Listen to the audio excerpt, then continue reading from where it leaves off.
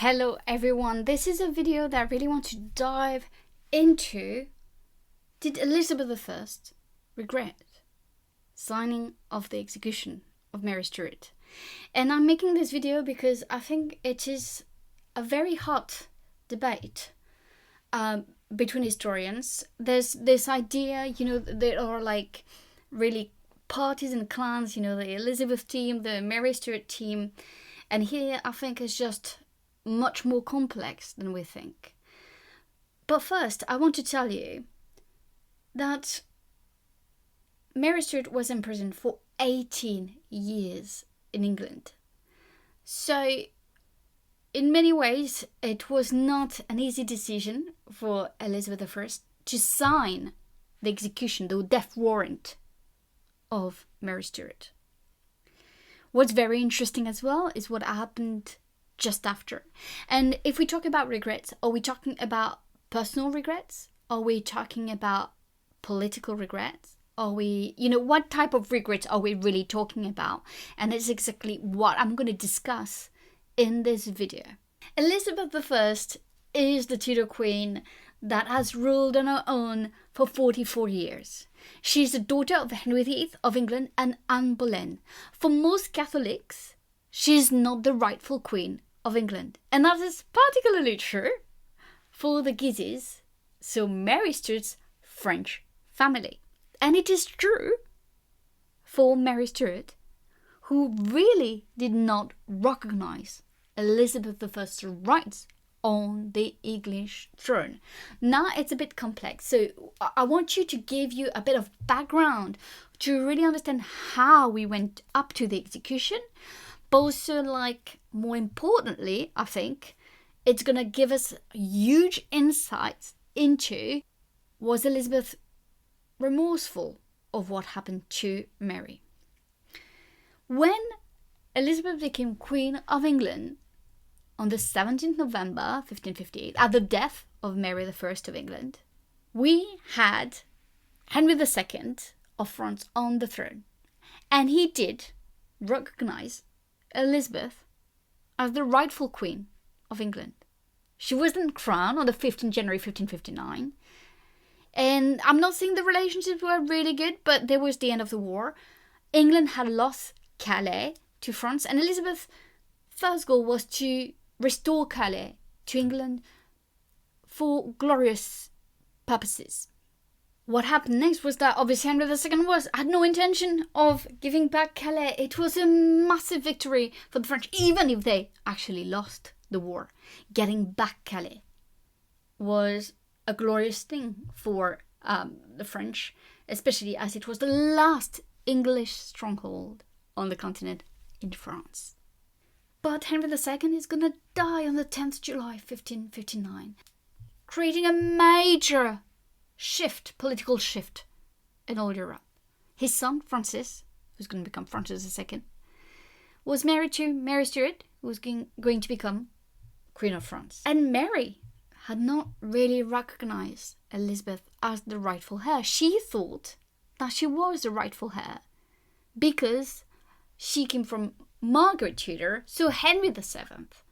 In other words, I don't know if you remember in the movie Mary Queen of Scots that I discussed and reviewed, and it's not a good review, when there was this discussion, the meeting between Elizabeth and Mary Stuart said, I am a Stuart, so I have more rights to the English throne. That's such a bad line. She should have said here, I am a Tudor. And that would have way more impact. This is how she saw herself, as a Tudor, as a Stuart, and as a Guise. I'll go maybe one day into details about why I think Mary Stuart is more a Guise than a Stuart, but that's no thing. She is a Tudor through Margaret Tudor and through Henry VII.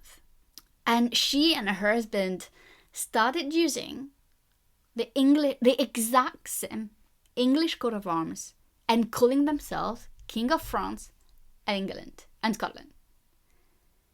And that really triggered Elizabeth I back in 1559. As you can imagine. And for years she's going to dispute it, and for years they're going to say, yeah, we will stop using them, and they never did. And actually Mary is even more bold, and she's like, no, you know, like she's kind of fighting it, and she's quite rude to the English ambassadors. Obviously, she does not see them as, you know, the real English representatives, as she does not respect Elizabeth's right to the throne. All of this is so very important, because there's going to be a discussion later on like, did Mary wanted to be named successor of Elizabeth I, or did Mary really saw herself as the rightful queen? And I think that some people are like confusing the two and don't understand what she says officially for political reasons at certain times in history versus what she actually really believed herself and how she saw herself. Okay? And that's one thing. So when we move, then there's going to be lots of events. Mary is going to lose her first husband. She's going to have to go back in 1561 to Scotland. And she is going to rule Scotland in her own right. She's Queen of Scotland.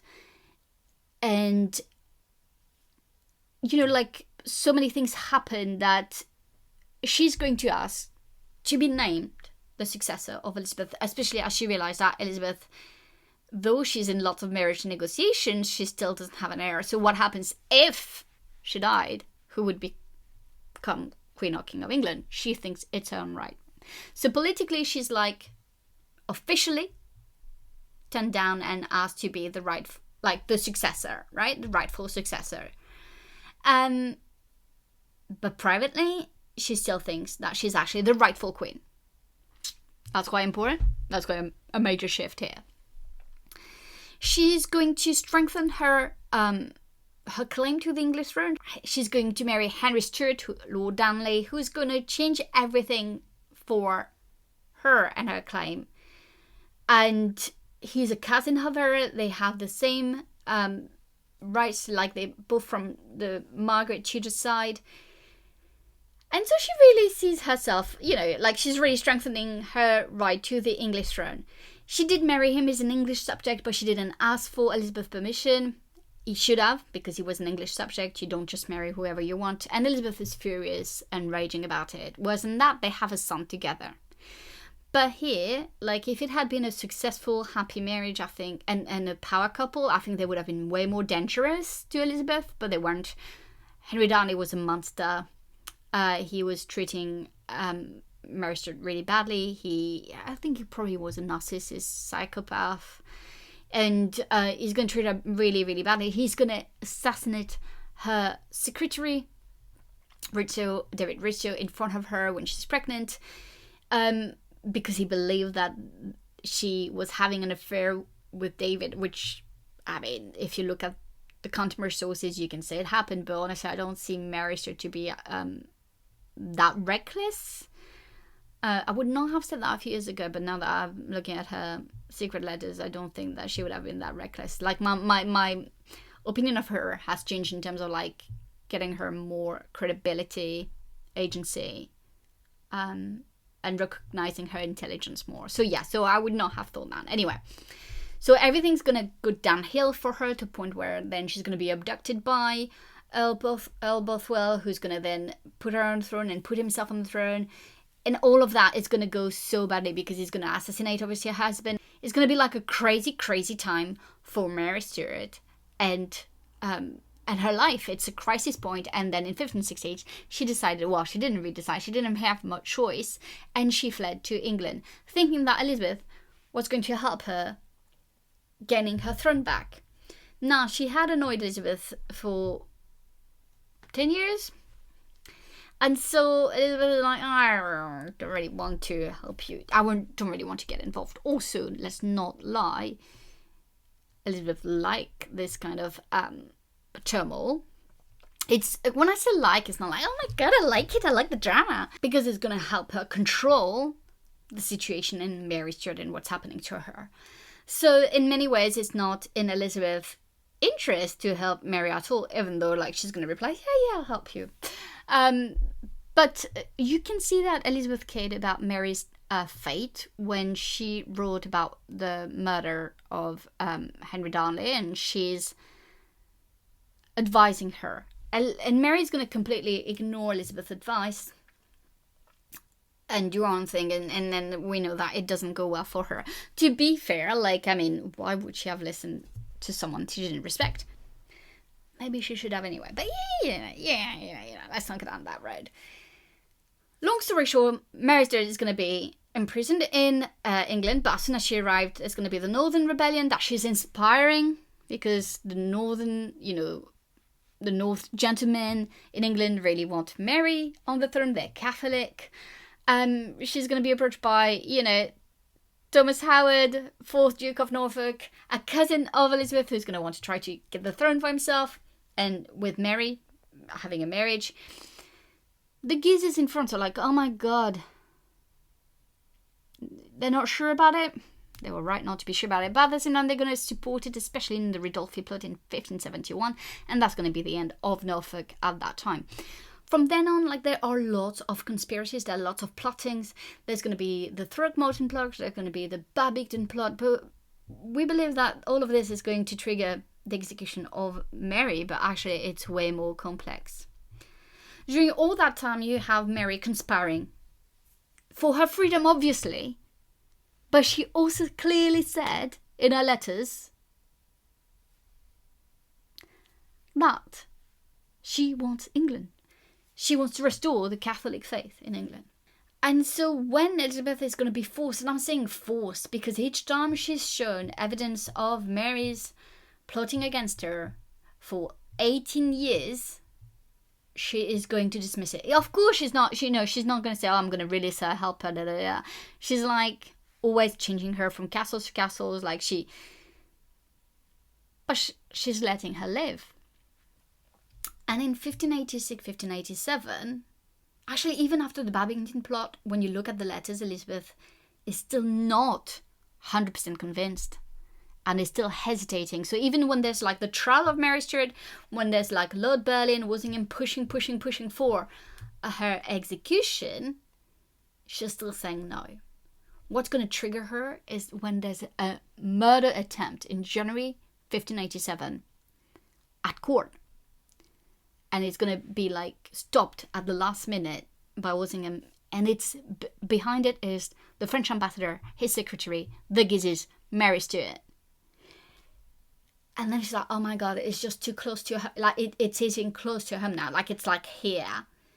And she's panicking. She realizes, and people have put in her head for 18 years, you two can't leave.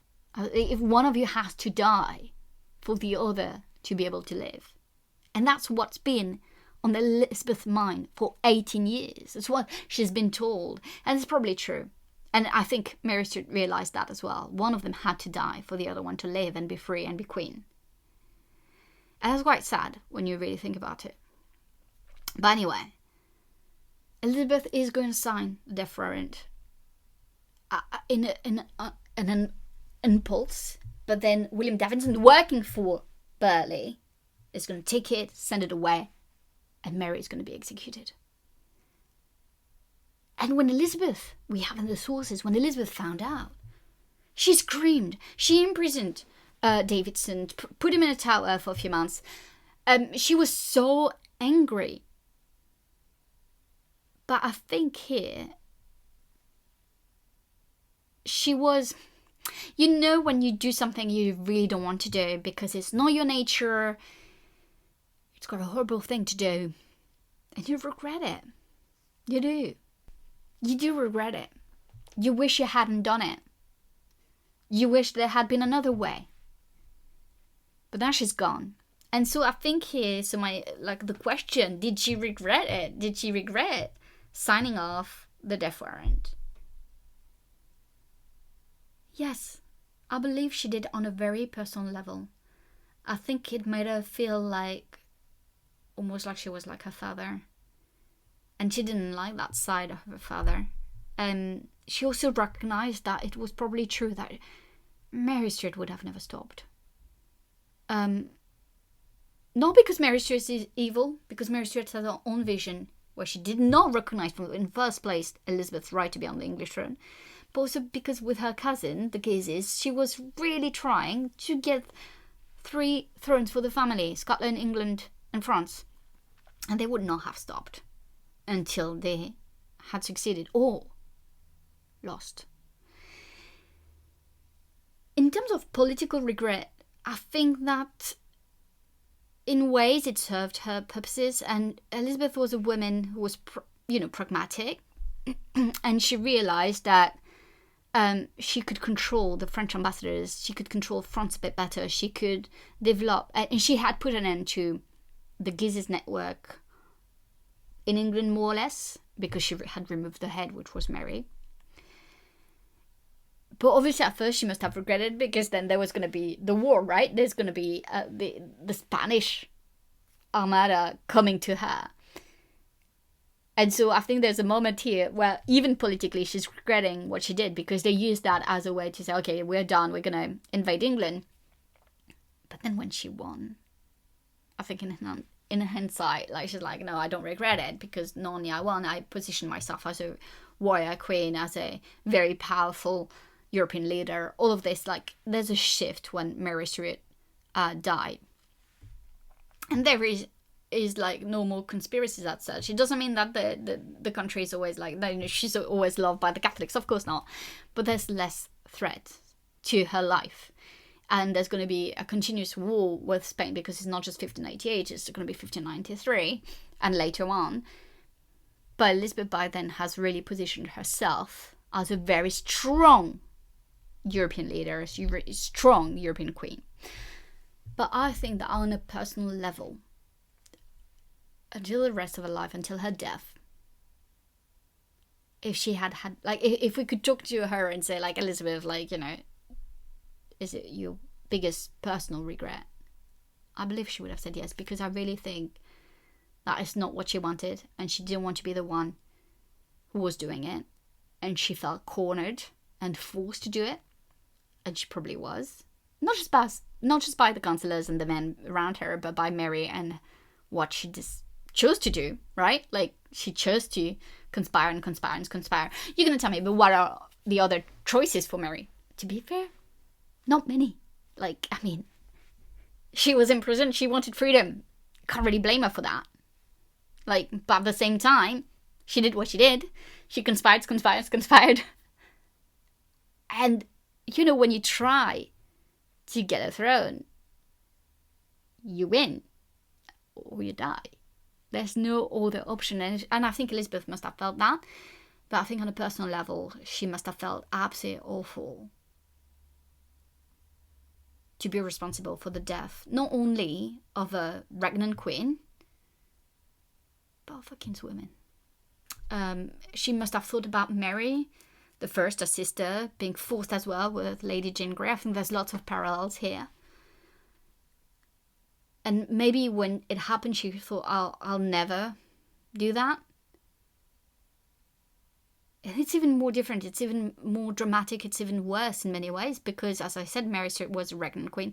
So it was like, for Catherine de Medici, who reacted really badly to the death of Mary Stuart, not because she loved Mary Stuart, but because Elizabeth had, like, crossed the line. Like, she almost acted like a god, right? I mean, we're talking about a regnant, anointed queen, and Elizabeth still went with the execution of that. So I felt like it was the shock of, who do you think you are? Do you think you're better than anyone else? Do you think, like, it was that kind of like, oh my god, you crossed the line.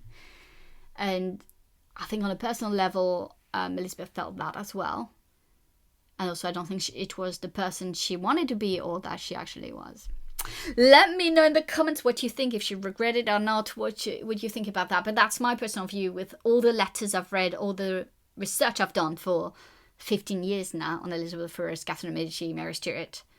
I really think that Elizabeth, in the end, regretted the execution of Mary. Thank you so much for watching, guys, and I'll see you next time. Bye!